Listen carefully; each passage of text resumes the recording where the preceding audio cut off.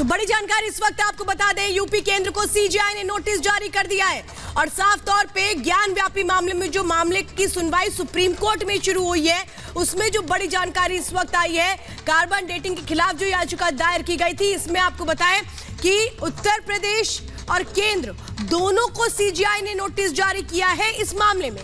हालांकि नोटिस जारी करते हुए सीजीआई ने क्या कहा है, यह भी देखना और समझना बेहद अहम हो जाता है। बिल्कुल, देखिए उत्तर प्रदेश और केंद्र सरकार को सीजीआई ने ये नोटिस जारी कर दिया है। इस पूरे मुद्दे पर आज सुप्रीम कोर्ट में सुनवाई होने वाली थी, जहां पर कार्बन डेटिंग को लेकर के मुस्लिम पक्ष जो है वो विरोध कर रहा था और लगातार मांग ये कर रहा था कि कार्बन डेटिंग सृष्टि ना करवाई जाए। बिल्कुल, और दो सहयोगी इस वक्त ग्राउंड से हमारे साथ जुड़ चुके हैं। इस समय वैभव हमारे साथ जुड़े हैं, गायत्री सीधे सुप्रीम कोर्ट से हमारे साथ जुड़ चुकी हैं। सबसे पहले गायत्री का रुख कर लेते हैं। गायत्री, सुनवाई यहाँ पर शुरू हो गई है, रुख करेंगे आपका, लेकिन इसी बीच एक और बड़ी खबर आपको बता दें। नोटिस तो सीजीआई की ओर से जारी किया गया है, लेकिन हाईकोर्ट के 12 मई के आदेश पर अब रोक लगा दी गई है। ये इस वक्त की बड़ी खबर आपको बता रहे हो। सीधे हम रुख करते हैं गायत्री का। गायत्री, क्या कुछ जानकारी है, क्या आदेश सीजीआई की तरफ से दिया गया है? सबसे पहले ये बताइएगा, अगर जानकारी मिल पा रही हो तो।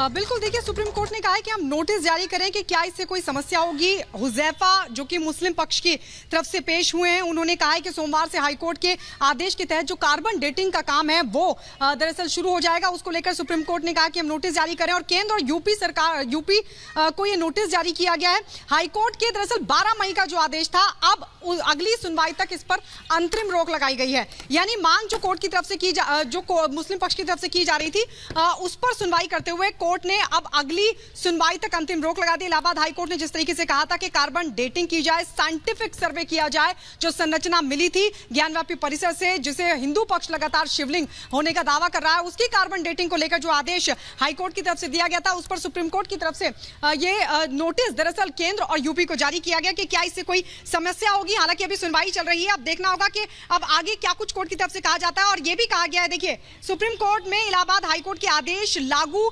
होने पर अगली सुनवाई तक फिलहाल रोक लगा दी गई है। यानी यहां पर जो मुस्लिम पक्ष मांग कर रहा था, जिन ग्राउंड्स पे मुस्लिम पक्ष ने अपनी बात याचिका के जरिए रखी थी, उस पर कोर्ट में सुनवाई चल रही है और कोर्ट की तरफ से अभी ये कहा गया है कि गायत्री, ये बहुत बड़ी जानकारी है, क्योंकि याचिका में मुस्लिम पक्ष की तरफ से जो याचिका थी उसमें यही कहा गया था कि कार्बन डेटिंग को लेकर के सुप्रीम कोर्ट रोक लगा दे।